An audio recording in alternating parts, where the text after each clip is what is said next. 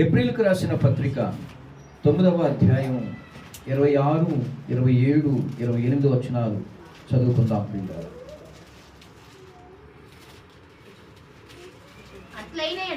అట్లైన ఎడల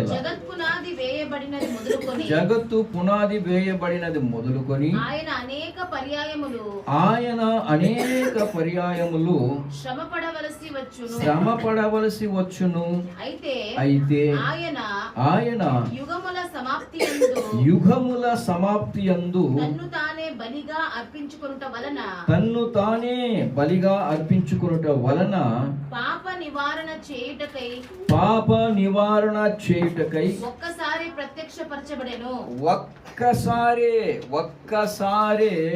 ప్రత్యక్షపరచబడెను.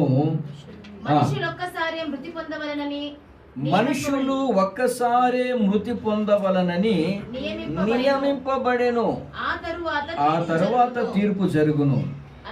అలాగునే క్రీస్తు కూడా అనేకుల పాపములను భరించుటకు ఒక్కసారి అర్పింపబడి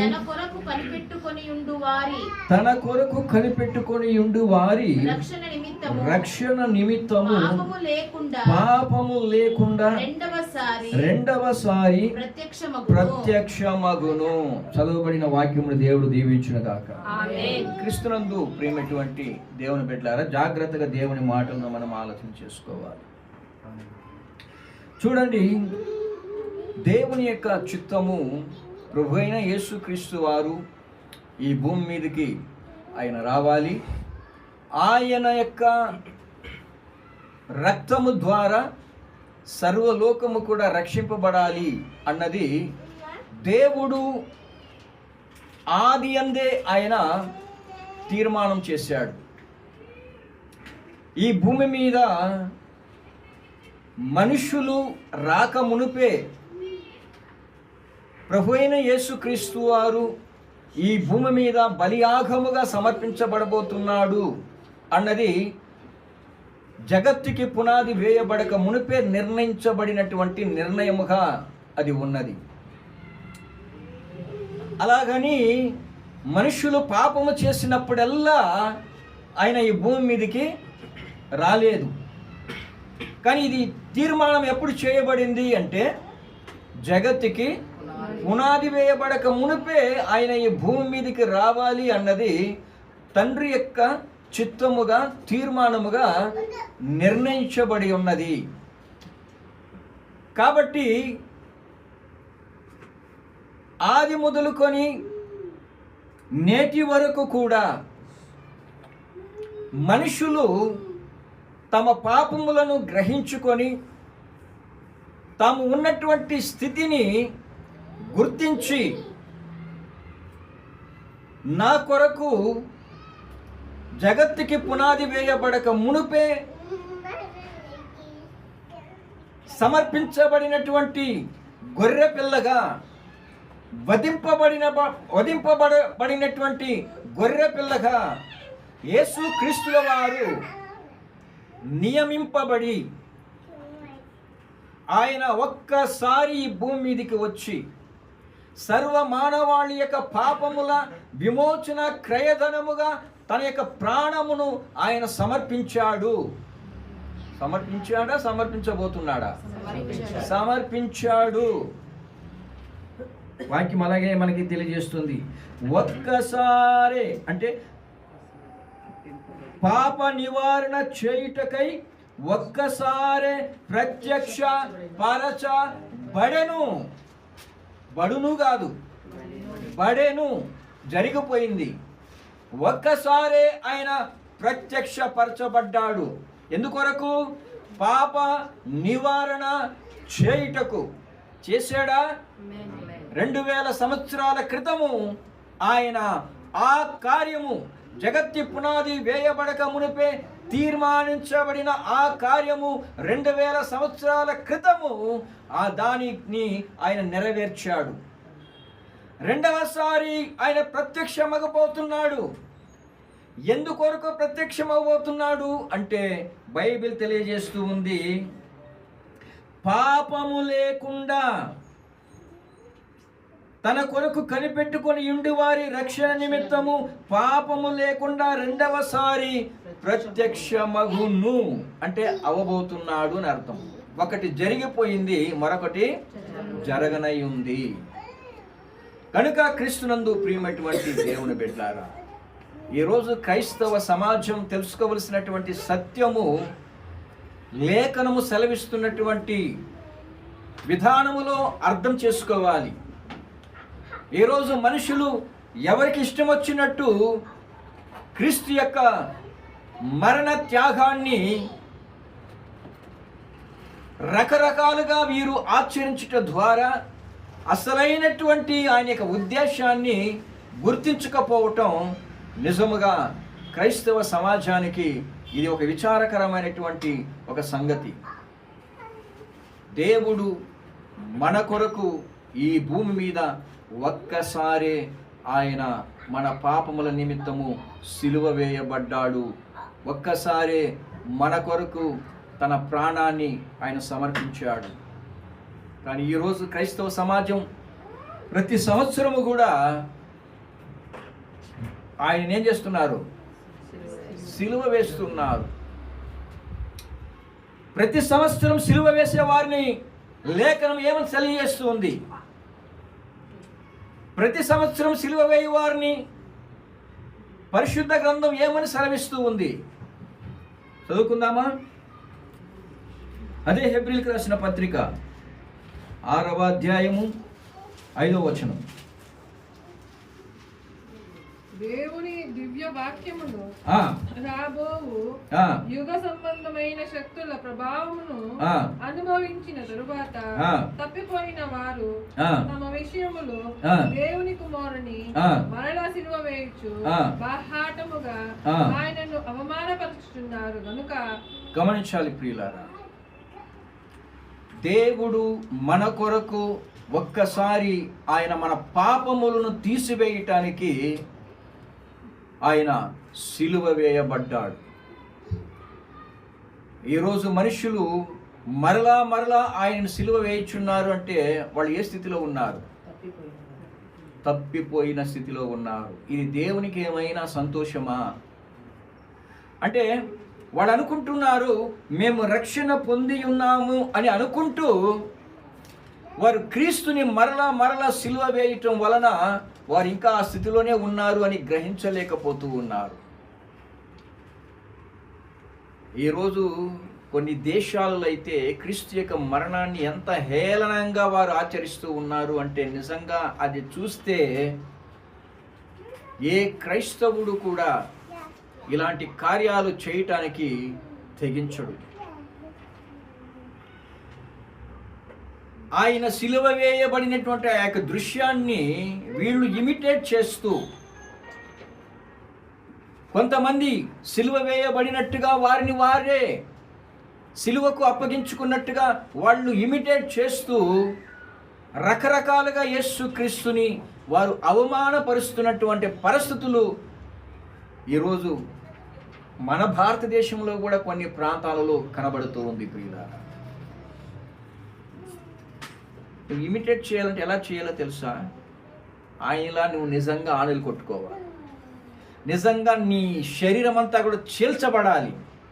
నిజంగా నువ్వు ఇమిటేట్ చేసేవాడు అయితే క్రీస్తులాగా ఆ శ్రమలని మనుషుల మధ్యలో ఆయన ఈ విధంగా శ్రమ పడ్డాడు అని చెప్పి నీవు నిరూపించి చూపించాలి. అది నిజంగా నీవు యేసు క్రీస్తుని ఇమిటేట్ చేస్తున్నావని లోకానికి తెలియజేయటం. ఆ మాటను చెప్పగలిగిన వాడు ఎవరైనా ఉన్నారా అంటే అపోస్తలుడైన పౌలు గారు మాత్రం. నేను క్రీస్తును పోలి నడుచుకొనుచున్నాను కనుక మీరు. ఆయన క్రీస్తును పోలి నడుచుకున్నాడు, నడుచుకొని చూపించాడు. అందుకని సిలువకి వ్యక్తి మరి ఇలా నేను క్రీస్తుని వెంబడిస్తున్నానని చెప్పి, లేదు క్రీస్తు నా కొరకు ఈ విధంగా ఆయన మరణించాడని చెప్పి ఇమిటేట్ చేయలేదు. బదులుగా వెళ్ళిన ప్రతి స్థలములో క్రీస్తు కొరకు శ్రమలు పడ్డాడు, దెబ్బలు తిన్నాడు, నిందలు అనుభవించాడు, అవమానకరమైనటువంటి అనేక రకాలైనటువంటి హింసలకు గురయ్యాడు. ఆ విధంగా క్రీస్తుని ధరించి ఉన్నాను అని చెప్పి లోకానికి సాక్ష్యంగా ఆయన నిజముగా తన సాక్ష్యాన్ని నిరూపించుకున్నాడు. ఈరోజు యేసుక్రీస్తుని ఇమిటేట్ చేస్తున్నాం అన్నటువంటి పేరుతో ఇంకా పాపములో ఉండుకునే ఆయనని మరలా ఏం చేస్తున్నారండి? సిలువ వేయించున్నారు. ఒకవేళ ఈ రాయబడినటువంటి ఈ మాట పాపములో ఉన్న వారికే, మేమే పాపం చేయలేదు, మాలో ఏ పాపం లేదు అని అనుకుంటూ ధీమాగా మనము బ్రతికిన వారమైతే ఒక్కసారి మన హృదయాలు మనం పరిశీలన చేసుకొని చూడాలి. ఒకవేళ ఇంకా మనం పాపపు జీవితాన్ని కొనసాగిస్తున్నాము అంటే మనం కూడా ఎవరు? ఆయనను మరలా సిలువకు వేస్తూ ఆయనని అవమానపరిచే వారంగా బ్రతుకుతున్నాం. నీ వలన దేవునికి మేలు జరగలేదు కాదు కదా, నీ వలన నీకే ఏ ప్రయోజనము లేదు, ఏ ప్రయోజనము లేదు. ఆయన ఒక్కసారే మన కొరకు సిలువ వేయబడ్డాడు, కానీ మనము మన యొక్క ప్రవర్తన ద్వారా ఆయనని మరలా మనము సిలువకు వేస్తున్నాము అన్న సంగతిని మనం గుర్తించాలి ప్రియులారా. మనం గుర్తించాలి. ప్రతి క్షణము కూడా ఆయన చేసిన త్యాగమును గుర్తించి ఎక్కడ కూడా ప్రభువా నిన్ను అవమానపరిచేటువంటి మాటలు నాలో రాకూడదు, నేను అవమానపరిచేటువంటి ప్రవర్తన నాలో ఉండకూడదు, నీకు అవమానం తెచ్చేటువంటి ఏ కార్యము కూడా నాలో ఉండకూడదు అని మనం జాగ్రత్త పడవలసిన క్రీస్తునందు ప్రేమటువంటి దేవుని బిడ్డలారా, ఒక చిన్న విషయంలో కూడా మనం ఎదుటి వారికి మన సాక్ష్యము, చిన్న విషయంలో కూడా మన సాక్ష్యము తప్పిపోయింది అంటే మనము మరలా క్రీస్తుని సిలువకు వేసినటువంటి స్థితిలోనే మనం ఉన్నాం. క్రీస్తునందు ప్రియమైనటువంటి దేవుని బిడ్డలారా, నష్టం మనకు కలిగినా పర్వాలేదు, మనకు కలిగినా పర్వాలేదు అంటున్నా. మన ప్రభువుకి అవమానం తీసుకొచ్చే ఏ కార్యము కూడా మనలో ఉండకుండా చూసుకోవాలి. దేవుని యొక్క వాక్యం సెలవిస్తుంది. ఈరోజు ప్రతి సంవత్సరము కూడా క్రైస్తవ సమాజాలు ఈ దినాన్ని జ్ఞాపకం చేసుకుంటూ ఆయన 7 మాటలు సిలువలో పలికిన మాటలు సంవత్సరానికి ఒకసారి జ్ఞాపకం చేసుకుంటే అది మాకు ఆశీర్వాదం అనుకుంటున్నారు. లేదు, మీరు మరలా ఏం చేస్తున్నారు? ఆయన్ని సిలువకు వేస్తున్నారు, మరలా సిలువకు వేస్తున్నారు మీరు. ఆయన ఒక్కసారి సిలువ వేయబడ్డాడు. లేఖనం సెలవిస్తుంది. మరలా చదవండి ఆ మాట. దేవుని దివ్య వాక్యమును బాగా గమనించాలి. దేవుని దివ్య వాక్యమును రాబోవు యుగ సంబంధమైన శక్తుల ప్రభావమును అనుభవించిన తరువాత ఎక్కడ తప్పిపోయిన వారు? అన్ని విషయాలలో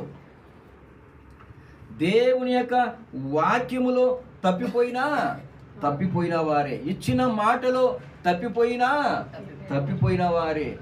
ఏ విషయములో అయితే మనము తప్పిపోయామో తమ విషయములో దేవుని కుమారుని ఎందుకు రాయించాడు చెప్పండి? దేవునిని కుమారుని ఎందుకు రాయించాడు? దేవునినే మనం ఏం చేస్తున్నాం? మరలా సిలువకు వేస్తున్నా. సిలువకు వేయించు ఆయనను అవమానపరుచున్నారు గనుక మారు మనసు పొందినట్లు అట్టి వారి చాలు. బహాటముగా ఆయనను అవమానపరుస్తున్నారు. ఎంత ధైర్యం కావాలి! బహాటముగా, రహస్యంగా కాదు, బహాటముగా ఆయనను అవమానపరచుచున్నారు అంటున్నారు. క్రీస్తునందు ప్రియమైనటువంటి దేవుని బిడ్డలారా, ఒకప్పుడు సిలువ వేసినప్పుడు ఆ ప్రజలకి యేసు క్రీస్తు రక్షకుడు, ఆయన లోకపు పాపమును మోసుకొని పోయేటువంటి గొర్రెపిల్ల, ఆయనే విమోచకుడు అని ఆయనని గుర్తించలేకపోయారు. గుర్తించక ఆయనని సిలువకు వేశారు. బైబిల్ తెలియజేస్తూ ఉంది, అపోస్తుల కార్యములు 2వ అధ్యాయము 23వ వచనము.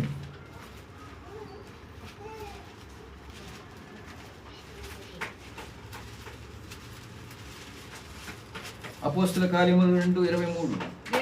దేవుడు నిశ్చయించిన సంకల్పమును ఎప్పుడండి ఈ సంకల్పము? దేవుడు ఎప్పుడు నిశ్చయించాడు ఈ సంకల్పాన్ని?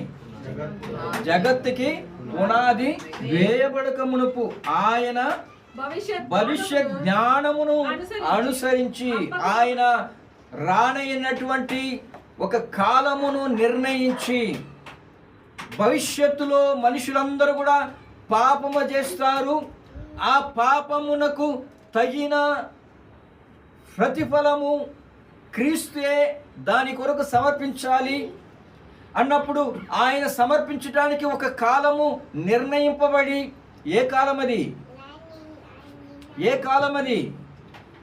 గలతీ పత్రిక, ఇది అలాగే ఉండండి, గలతీ పత్రిక 4వ అధ్యాయము 4వ వచనం.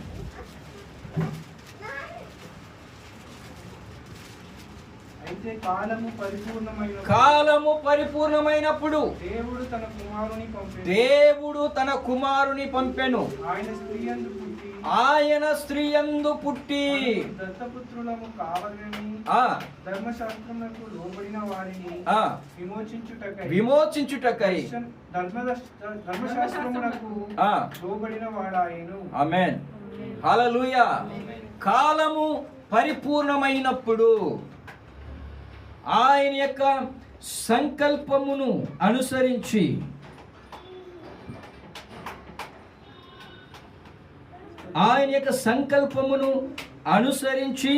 ఆయన భవిష్యత్ జ్ఞానమును అనుసరించి అప్పగింపబడిన ఈయనను మీరు దుష్టుల చేత సిలువ వేయించి చంపితిరి. అది ఏదో ఆయన అకస్మాత్తుగా యాదృచ్ఛికంగా రాలేదు ఆయన రోమిల సామ్రాజ్యము పరిపాలించుచున్న ఆ దినములలో ఆయన యాదృచ్ఛికంగా రాలేదు భూమి మీదకి. ఎలా వచ్చాడు? దేవుడు నిశ్చయించిన సంకల్పమును, ఆయన భవిష్యత్ జ్ఞానమును అనుసరించి కాలము పరిపూర్ణమైనప్పుడు ఆయన స్త్రీయందు పుట్టి. ఎందుకొరకు? ధర్మశాస్త్రం అనబడినటువంటి పాపము క్రింద ఉన్న వారిని విమోచించుటకు. యేసుక్రీస్తుని ఆనాడు ఉన్నటువంటి సమాజం అర్థం చేసుకోలేదు. ఏం చేసిందట? దుష్టుల చేత సిలువ వేయించి చంపింది. ఆనాడు ఉన్నటువంటి సమాజం అది తెలియని ప్రజలకి పరిశుద్ధాత్మ దేవుడు 36వ వచనంలో వారికి తెలియజేసినటువంటి పరిస్థితిని మనం చూస్తున్నాం. మీరు సిలువ వేసిన ఈ యేసునే దేవుడు ప్రభువుగాను క్రీస్తుగాను నియమించెను. ఇది ఇశ్రాయేలు వంశమంతయు రూఢిగా తెలుసుకోవాలి. మీరు తెలియక ఏం చేసేశారు? సిలువకు వేశారు. కానీ మీరు తెలుసుకోవాల్సింది ఏంటో తెలుసా? ఇశ్రాయేలు వంశమంతా రూఢిగా తెలుసుకోవాల్సింది ఏంటో తెలుసా? మీరు సిలువ వేసిన ఈ యేసునే దేవుడు ప్రభువుగాను క్రీస్తుగాను నియమించెను. మీరు తెలియక ఆయన యొక్క భవిష్యత్ జ్ఞానాన్ని, ఆయన యొక్క సంకల్పాన్ని తెలియక మీరు దుష్టుల చేతికి ఆయనని సమర్పించారు. కానీ మీరు తెలుసుకోవాల్సింది ఏంటో తెలుసా? మీరు సిలువ వేసిన ఈ యేసుని దేవుడు ప్రభువుగాను క్రీస్తుగాను నియమించనని ఇశ్రాయేలు వంశం అంతయు రూఢిగా తెలుసుకోవాలి. కారణం ఏంటంటే వాళ్ళకి ఎవరికి లోకాధికారులకి ఆయనను సిలువకు వేసినటువంటి లోకాధికారులకి ఇది తెలియదు. ఇశ్రాయేలు వంశస్థులు అది గ్రహించలేకపోయారు, కనుగొనలేకపోయారు. కొరింథీయులకు రాసిన మొదటి పత్రిక 2వ అధ్యాయం 8వ వచనం. కొరింథీ పత్రిక మొదటి పత్రిక 2వ అధ్యాయము 8వ వచనం. అది లోకాధికారులలో ఎవనికి తెలియదు, అది వారికి తెలిసి ఉండిన ఎడల మహిమ స్వరూపియకు ప్రభువును సిలువకు వేయక పోయుందురు. వాళ్ళకి తెలియక వాళ్ళు సిలువకు వేసేసారు. అది ఎవరి బలవంతం వలన? ఆనాడు ఉన్నటువంటి ఇశ్రాయేలు ప్రజలు వారు ఏ మెస్సయ్య కొరకైతే ఎదురు చూశారో ఆ మెస్సయ్య వారి ఎదుటనే నిలబడి ఉన్నాడు. కానీ ఆయనని కనుగొనలేనట్టుగా ఈ యుగ సంబంధమైన దేవత వారి మనోనేత్రములకు గుడ్డితనాన్ని కలిగజేసింది. కాబట్టి ఆయనని అప్పగించినప్పుడు ఆనాడు ఉన్నటువంటి లోకాధికారులు వారికి తెలియక మహిమా స్వరూపియగు ప్రభువును సిలువకి వేశారు. వాళ్ళకి తెలిసి ఉంటే ఆయనని సిలువకు వేయకపోయి ఉందురు అంటున్నారు. క్రీస్తునందు ప్రేమటువంటి దేవుని బిడ్డలారా, సాక్షాత్తు ప్రభు అయిన యేసుక్రీస్తే ఆనాడు ఆయన సిలువకు వేస్తున్నటువంటి ఆ రోమా సైనికులను చూసి, తండ్రి వీరేమి చేయుచున్నారో వీరు ఎరుగరు గనక వీరిని క్షమించు. నీ ధర్మశాస్త్రము కలిగి ఉన్నటువంటి నీ ప్రజలే నన్ను గుర్తించలేకపోతే పాపం వీళ్ళేం చేయగలరు? వారి యొక్క బలవంతమును బట్టి నన్ను సిలువకు వేయటమే వీళ్ళు చేసినటువంటి పొరపాటే తప్ప వీళ్ళు ఏ పొరపాటు చేయలేదు. తండ్రి వీరేం చేయుచున్నారో వారికే తెలియదు కనుక వారిని క్షమించుము. క్రీస్తునందు ప్రేమటువంటి దేవుని బిడ్డలారా, ఆ వరుసలో వచ్చిన వాడే అపోస్తలుడైనటువంటి పౌలు గారు, ఆ క్రమంలో వచ్చిన వాడే అపోస్తలుడైనటువంటి పౌలు గారు. కానీ ఈయనే లోక రక్షకుడు అని గుర్తించలేక ఆయనను ఎంతమంది అయితే వెంబడించారో వారిని అందరినీ హింసించటానికి సిద్ధపడ్డాడు. కానీ ఆయన తన సొంత సాక్ష్యములో ఆయన ఏమని చెప్పుకుంటాడో తెలుసా? తిమోతికి రాసిన మొదటి పత్రిక 1వ అధ్యాయము 12-13 వచనాలు. పూర్వము దూషకుడును హింసకుడును హానుకరుడైన నన్ను తన పరిచర్యకు నియమించి నమ్మకమైన వానిగా ఎంచినందున నన్ను బలపరిచిన మన ప్రభు అయిన క్రీస్తు యేసునకు కృతజ్ఞుడనై ఉన్నాను. తెలియక, తెలిసి చేయలేదండి, నేను తెలియక అవిశ్వాసం వలన చేశాను కనుకయే ఇప్పుడు ఏం చేయబడ్డాను? కనికరింపబడ్డాను. తెలియక అవిశ్వాసం వలన చేశానండి. ధర్మశాస్త్రం మీద ఉన్నటువంటి వైరాగ్యముతో గుడ్డిగా ప్రవర్తించాను. నా కళ్ళు తెరిచిన వాడు నా ప్రభు అయిన యేసుక్రీస్తు. ఒకనాడు గుడ్డితనముగా ఎట్టుబడితే అట్టు అనేకులను హింసించాను. ఆయన వెంబడించిన వారిని అంతా కూడా హింసించాను. ఒకరోజు ఆయన తనను కనపరుచుకొని నా గుడ్డితనమును పోగొట్టి నా కళ్ళు తెరిచాడు. ఆయనే రక్షకుడు అని నేను తెలుసుకున్న తర్వాత నేను ఆయన వలన కనికరింపబడ్డా. తెలియక చేసిన వారికి క్షమాపణ ఉంది, తెలియక చేసిన వారికి క్షమాపణ ఉంది, అందులో సందేహమే లేదు ప్రియులారా. కానీ తెలిసి చేసిన వారికి ఈ యుగమందైనను రానయ్యున్న యుగమందైనను క్షమాపణ లేదు. కుమారునికి విరోధముగా పాపము చేసిన వానికి క్షమాపణ ఉంది, కానీ పరిశుద్ధాత్మనికి విరోధముగా పాపము చేసిన వానికి యుగమందును రానయ్యున్న యుగమందును క్షమాపణ లేదు అన్నాడు. ఈరోజు నీ చేతిలో ఉన్నటువంటి 66 పుస్తకాలతో కూడినటువంటి ఈ గ్రంథము పరిశుద్ధాత్మ ప్రేరణ వలన రాయించబడినటువంటి దేవుని దివ్య వాక్యం. ఈ వాక్యమును నీవు చదువుకున్న తరువాత ఆ వాక్యమును నీవు ధిక్కరించావు అంటే, లేదంటే నీవు ఆ వాక్యమును త్రోసివేశావు అంటే నీకు ఎక్కడా లేదు అక్కడా లేదు క్షమాపణ. కనుక దేవుని యొక్క వాక్యము చెప్పిన దానికంటే ఎక్కువగా ఏది కూడా ఆలోచించకు. దేవుని వాక్యం ఎక్కడ నిలబడమంటే అక్కడ నిలవబడు, ఎక్కడ కూర్చోమంటే అక్కడ కూర్చో, ఎక్కడ మాట్లాడమంటే అక్కడ మాట్లాడు.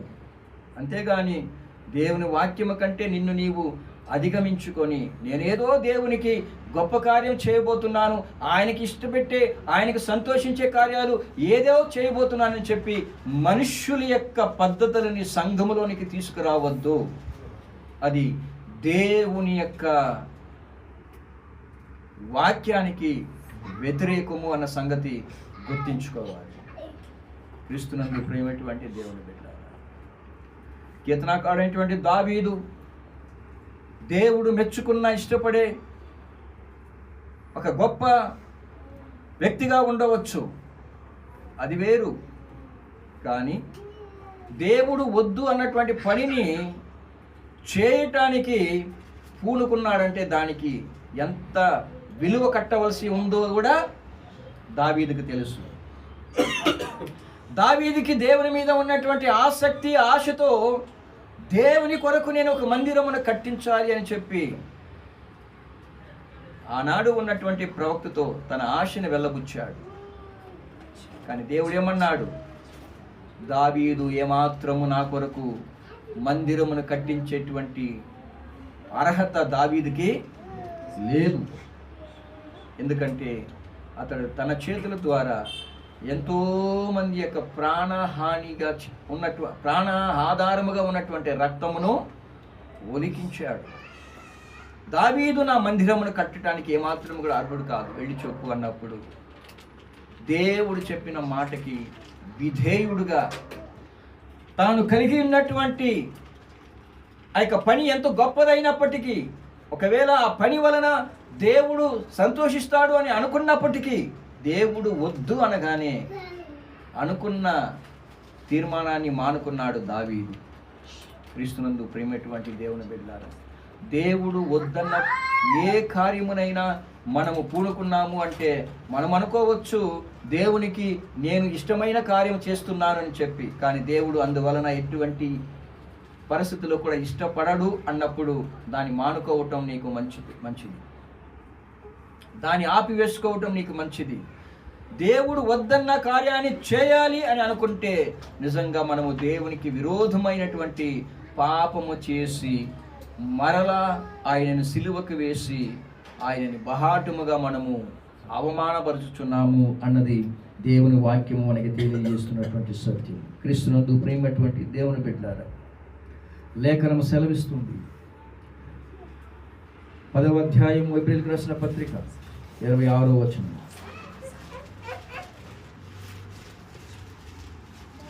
10వ అధ్యాయం 26వ వచనం.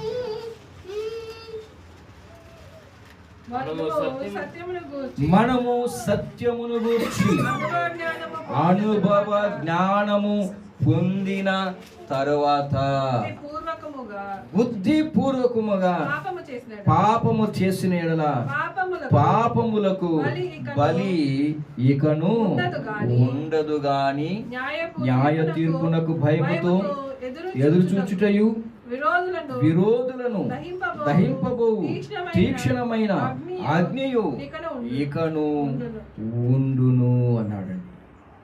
మనము సత్యమును గూర్చిన అంటే వాక్యమును గూర్చిన అనుభవ జ్ఞానము పొందిన తరువాత దేవుని కృప వలన మనము చిన్న సంఘమై ఉన్నప్పటికీ అనేక సత్యములు దేవుడు మనకి తెలియజేశాడు. అనేక లోతైనటువంటి సంగతులను దేవుడు మనకి తెలియజేశాడు. ఈ సంగతులు తెలియని ఎన్నో సంఘాలు ఉన్నాయి, కానీ వాటన్నిటి మధ్యలో దేవుని యొక్క కృపను బట్టి ఈరోజు మనము లేఖనముల నుండి ఎన్నో లోతైన సంగతులని దేవుని కృప వలన మనము తెలుసుకొని ఉన్నాం. అలాంటి మనము కూడా ఏం చేయకూడదు, బుద్ధిపూర్వకముగా పాపము చేయకూడదు.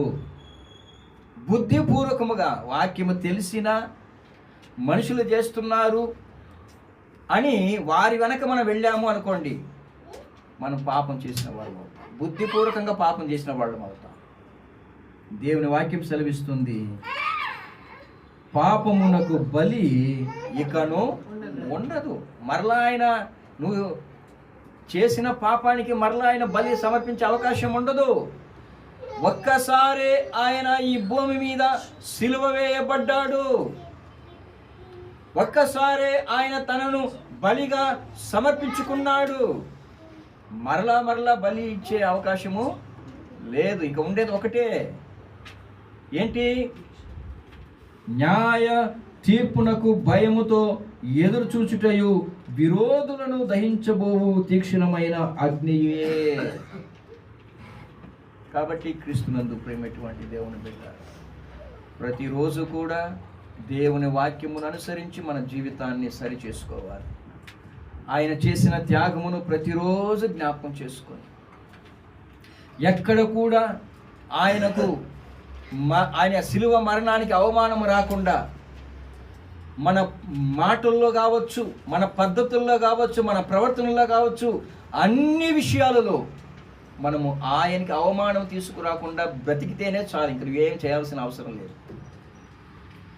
ఇంక నువ్వు ఏమి చేసినా అది వ్యర్థమే. ఆయన కోరుకునేదల్లా ఒకటేనట, ఏంటి? కనికరమును ప్రేమయు, ఇవియే కదా ఆయన మీ ఎంత కోరుకునేది. ఇంకేం కోరుకుంటున్నాడు గొప్పగా మీ దగ్గర? ఒకరినొకరు ప్రేమించండి, కనికరం కలిగి ఉండండి, అంతే కదండి. నిన్ను వలే అంతే, ఇంకేం నువ్వు చేయవలసిన అవసరం లేదు. ఇది చేస్తేనే నువ్వు గొప్ప ఆయనకి. అది ఇడిచిపెట్టి ఆయన చెప్పనివి, ఆయన కోరనివి ఇవన్నీ చేయటం వలన ఆయనకు ఒరిగేది ఏమీ లేదు. కనుక క్రీస్తునందు ప్రేమటువంటి దేవుని బిడ్డలారా, ఒకవేళ ఇది నేను తెలియక చేశాను అని చెప్పుకోవటానికి కూడా లేదు. మనం తెలియక చేస్తున్నామని చెప్పుకోవటానికి కూడా లేదు. ఎందుకంటే దేవుని యొక్క వాక్యము 66 పుస్తకాలలో ప్రతి ఒక్కటి కూడా దేవుడు రాయించాడు. దాన్ని చదివి తెలుసుకోకపోతే నీ బద్ధకం, అది నీ యొక్క కేర్లెస్నెస్. అది దేవుడు ఎందుకు ఇచ్చాడండి 66 పుస్తకాలతో కూడిన ఈ గ్రంథము? చదువుకొని తెలుసుకోవాలి అని, దేవుని యొక్క కార్యములు మనం తెలుసుకోవాలి అని 66 పుస్తకాలు రాయించి దేవుడు ఇచ్చాడు. మరి ఇది సామాన్యంగా రాలేదు. ఇది రాక మునుపు ఎంతోమంది కన్నీళ్లు, ఎంతోమంది యొక్క ప్రాణత్యాగం, ఎంతోమంది యొక్క ప్రార్థనలు. అందులో ఒక ప్రార్థన యోహాను యొక్క ప్రార్థన. ఈ గ్రంథమును విప్పుటకు ఒక్కడును యోగ్యుడు లేడు అన్నప్పుడు ఎంతగానో ఏడ్చి ప్రలాపించాడు యోహాను. అయ్యా, ఇంకెవరు ఉన్నారు అన్నప్పుడు ఈ గ్రంథమును విప్పగలిగే ఏకైక అర్హత కలిగిన వ్యక్తి వధింపబడిన దేవుని గొర్రెపిల్ల. ఈరోజు 66 పుస్తకాలతో కూడిన ఈ గ్రంథానికి విలువ ఎంతవరకు అంటే, ఆదివారం సంకలో పెట్టుకొని రావటం, తీసుకువెళ్ళి షెల్ఫ్లో పడేయటం, ఆ తర్వాత మరలా ఆదివారం వరకు దానికి ఏం లేదు, జ్ఞాపకమే లేదు.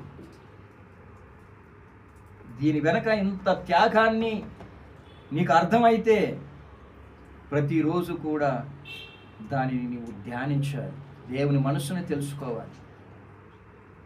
బైబిల్లో ఎందుకు రాయించాడండి? ఎందుకు రాయించాడు? యెహోవా ధర్మశాస్త్రమునందు ఆనందించుచు దివారాత్రులు దానిని ధ్యానించువాడు ధన్యుడు. సంతోషం రావాలండి. వాక్యం చదవాలి అనుకుంటే మనకు సంతోషం రావాలి. వాక్యం అంటే ఈరోజు బోర్ అయిపోయింది జనాలకి. ఇది ఇప్పటి సంగతి కాదు. ఇది ఆది నుండి ప్రజలకి వాక్యం అంటే విరక్తి, చిరాకు. ఈ వాక్యమును చదవకపోతే నువ్వు ఎలా తెలుసుకుంటావు ఆయన మనస్సుని? దేవుని యొక్క సంకల్పాన్ని నీకు ఎవరు చెప్పేది? వాక్యం చదివితే తప్ప నీకు అర్థం కాదే. ఈ వాక్యము చదవకపోతే నీకు ఎలా తెలుస్తుంది? లేఖనం సెలవిస్తుంది. చదువుకుందాం. యాకోబు పత్రిక 4వ అధ్యాయం 17వ వచనం. కాబట్టి మేలైనదేదియో నెరిగియు మేలైనది చేయనెరిగియు అలాగు చేయని వానికి పాపము కలుగును. పాపము కలుగును అంటే క్రీస్తునందు ప్రియమైనటువంటి దేవుని బిడ్డలారా, నువ్వు తప్పు చేయలేదు అన్నంత మాత్రాన నేను ఏ పాపం చేయలేదు అనుకోవద్దు. మేలు చేయకపోయినా అది పాపమే. సరైనది నువ్వు చేపట్టకపోయినా అది పాపమే. దేవుని దృష్టిలో మేలుగా కనబడే ఏ కార్యమునైనా నువ్వు చేయకపోయినా అది పాపమే. నేను ఎవ్వరికీ ఎటువంటి అన్యాయం చేయలేదు కాబట్టి దేవుని దృష్టిలో మరి నేను మంచి సాక్ష్యం కలిగి ఉన్నాను అంటే సరిపోదు. మేలైనది చేయకపోయినా అది పాపము అంటున్నాడు దేవుడు. నాకేమీ తెలియదు అని అనుకోవద్దండి. రోమిలికి రాసిన పత్రిక 1వ అధ్యాయము 19వ వచనం. రోమిలికి రాసిన పత్రిక 1వ అధ్యాయం 19వ వచనం. ఎందుకనగా దేవుని గూర్చి తెలియశక్యమైనదేదో అది వారి మధ్య విషదమయ్యున్నది. దేవుడు అది వారికి విషదపరిచెను. గుర్తించుకోవాలి. నాకేమీ తెలియదు, తెలియక నేను చేసేసాను అని అనకండి. ఎప్పటికీ ఆ మాట మాత్రం అనకండి. క్రైస్తవులు అందులో నాకు తెలియదండి, తెలియక చేసేసాను. తెలియక చేసిన వాళ్ళు ఎవరు? క్రీస్తుని సిలువకు అప్పగించారు చూడండి, వాళ్ళు తెలియక చేసిన వాళ్ళు. ఈరోజు తెలిసి చేస్తున్నావు అని బైబిల్ తెలియజేస్తూ ఉంది. తెలియక చేసిన వాళ్ళకైనా క్షమాపణ ఉంది. తెలిసి చేస్తున్న నీకు క్షమాపణ లేదు. ఎందుకంటే ఆయన సమస్తాన్ని కూడా ఏం చేశాడట? అది వారికి విషదపరిచాడు. ఈరోజు అందరికీ తెలుసు ఏది పాపము ఏది న్యాయము అని. దేవుడు కోరేది ఏది, దేవుడు కోరనిది ఏది అని మనుషులకు తెలుసు. నువ్వు దేవుని వాక్యమును అనుసరించావా? దేవునిని ఇష్టపెట్టే విధానంలో ప్రవర్తిస్తావు. నీవు మనుషులను అనుసరించావా? నీవు దేవునికి విరోధిగా ప్రవర్తిస్తావు. అందుకే కీర్తనకారుడు అన్నాడు, నేను దేవుని సంతోషపెట్టగోరుచున్నానా లేక మనుషులను సంతోషపెట్టగోరుచున్నానా? నేను మనుషులను సంతోషపెట్టువాడునైతే దేవునికి దాసుడునై ఉండకపోదును అంటాడు. అవునండి, మనుషులను సంతోషపెట్టే ఎవరు కూడా దేవునిని సంతోష పెట్టలేరు. వీలైనంత వరకు దేవుని సంతోషపెట్టే వారంగా ఉందాం. దాని వలన ఎంత నష్టం వచ్చినా సరే. ఎందుకంటే కీర్తనకారుడు అంటాడు, నిజమాడినందున నేను మీకు శత్రువునైతినా అంటాడు. నిజం చెప్తే శత్రువులం అవుతాం పిల్లరా, నిజం చెప్తే శత్రువులం అవుతాం. కానీ వేరే మార్గం లేదు. నిజం చెప్పి తీరాలి, సత్యం చెప్పి తీరాలి. వాళ్ళు అంగీకరించకపోయినా పౌలు గారు చెప్పిన సత్యాన్ని ఆనాడు ఉన్నటువంటి సమాజం అంగీకరించలేదు. అలాగని చెప్పకుండా ఉన్నాడా? చెప్పాడు. చెప్పవలసింది మీకే. చెప్పాను, విన్నారా? సరే. వినలేదా? మీరు కాకపోతే ఇంకొక జనాంగం ఉంది, అక్కడికి వెళ్ళి చెబుతానన్నాడు. అదండి నిజముగా దేవుని సత్యమును ప్రకటించేటువంటి దేవుని బిడ్డలకు ఉండవలసినటువంటి లక్షణం. మనుషుల కొరకు రాజీ పడకండి, మనుషుల కొరకు రాజీ పడిపోకండి. దేవుడు చెప్పాడంటే ఆ మాటలో నుండి ఎంత నష్టం కలిగినా తప్పిపోకుండా బ్రతకటమే దేవుడు మనకిచ్చినటువంటి గొప్ప భాగ్యం. ఈరోజు దేవుడు సమస్తాన్ని కూడా మనుషులకి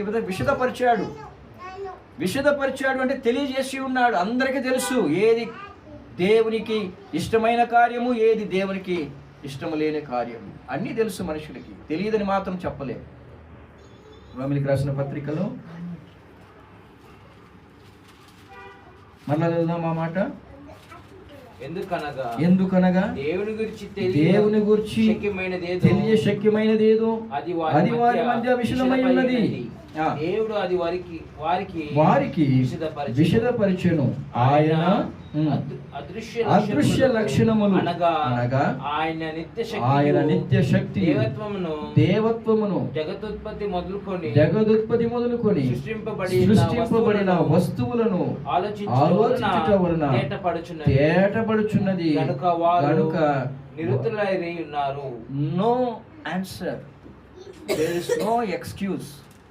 అర్థమవుతుందా?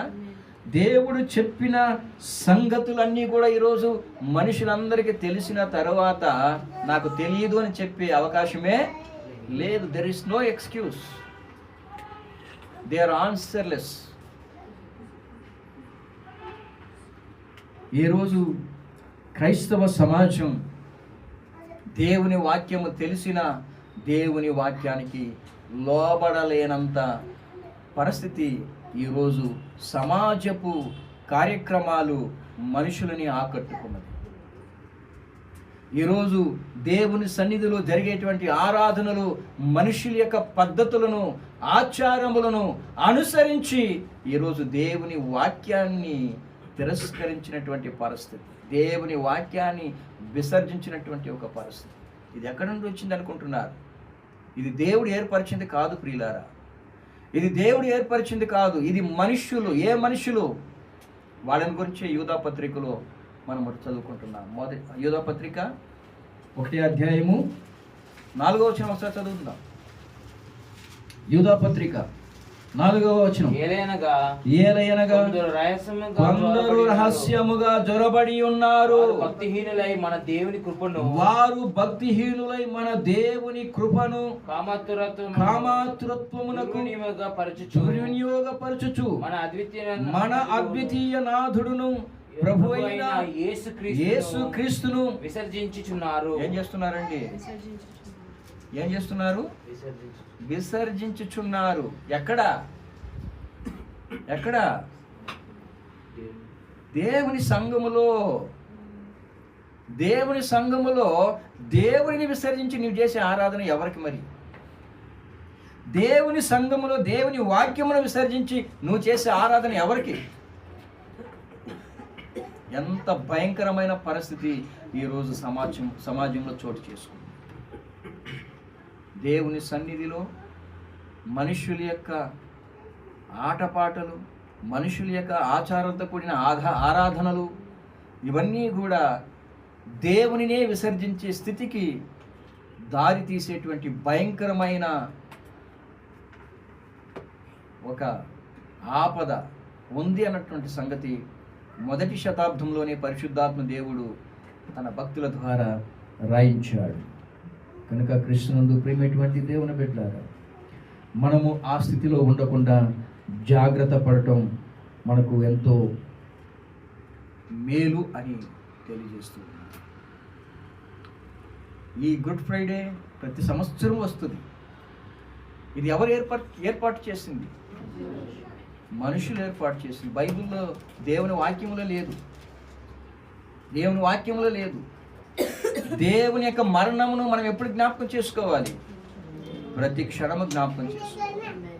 సంవత్సరానికి ఒకసారి కాదు, ప్రతి క్షణము జ్ఞాపకం చేసుకోవాలి. దేవుడు శిలువ మీద పలికిన ఆ 7 మాటలు ఆయన ఒక్కసారే పలికాడు. కానీ ఈరోజు మనుషులు ఏం చేస్తున్నారు? ప్రతి సంవత్సరం పలుకుతూనే ఉన్నారు. ప్రతి సంవత్సరం పలుకుతూనే ఉన్నారు. ఇప్పుడు కావలసింది ఆయన శిలువలో పలికినటువంటి ఆ మాటలు కాదు. ఇప్పుడు కావలసింది ఏంటో తెలుసా? నీ జీవితంలో మార్పు. నీ జీవితంలో ఆయనకి ఇష్టమైనటువంటి మార్పు రావాలి. అందుకొరకే కదా ఆయన కల్వారి శిలువలో ఆయా భయంకరమైన బాధను అనుభవించాడు. నువ్వేదో సంవత్సరానికి ఒకసారి ఆ 7 మాటలు నువ్వు ఉచ్చరించినంత మాత్రాన ఆయన సంతోషిస్తాడా? నీ జీవితాన్ని నిజంగా నువ్వు మార్చుకుంటే దానిని బట్టి ఆయన సంతోషిస్తాడు. నీవేదో 40 రోజులు అన్నపానాలు మానేసినంత మాత్రం ఆయన సంతోషిస్తాడా? నీ జీవితం పరిపూర్ణంగా ఆయనకి ఇష్టమైన విధానంలో మారితే ఆయన సంతోషిస్తాడా? ఇప్పటికైనా మనం అర్థం చేసుకోవాలి. ఎందుకంటే మనము ఆయన బిడ్డలమని అనుకుంటూ ఆయనకి వ్యతిరేకంగా ప్రవర్తించినట్లయితే ఇంకా మనము పాపములోనే ఉన్నాము ప్రియులారా. 1 యోహాను పత్రిక 1వ అధ్యాయము 6వ వచనము. ఆయనతో కూడా సహవాసము గలవారమని చెప్పుకొని చీకటిలో నడిచిన ఎడల మనము అబద్ధమాడుచు సత్యమును జరిగింపక ఉందుము. అంటే వాక్యానుసారంగా మనం ప్రవర్తించలేదు అని అర్థం. ఏం చేస్తున్నాం అప్పుడు? అబద్ధం ఆడుతున్నాం. దేవునిని మేము ఆరాధిస్తున్నాము, దేవునికి మేము ఆరాధన చేస్తున్నామని అనుకుంటూ ఏం చేస్తున్నా? అబద్ధం ఆడుతున్నాం. కనుక క్రీస్తునందు ప్రియమైనటువంటి దేవుని బిడ్డలారా, దేవుని వాక్యమును బట్టి మన యొక్క జీవితంలో ఆయన కోరుకునేది ఒకటే, మనుషులమైనటువంటి మనము పరిపూర్ణమైన మారు మనసుతో ఆయనకు ఇష్టమైనటువంటి ఫలములు మనము ఇచ్చేటువంటి స్థితిలో మనం ఉన్నట్లయితే అంతకంటే దేవునికి వేరొక సంతోషము లేదు అని గుర్తించుకొని ఈరోజు విన్నటువంటి దేవుని వాక్యమును బట్టి మన యొక్క జీవితాలని మనం సరిచేసుకుందాం, ప్రార్థన చేసుకుందాం.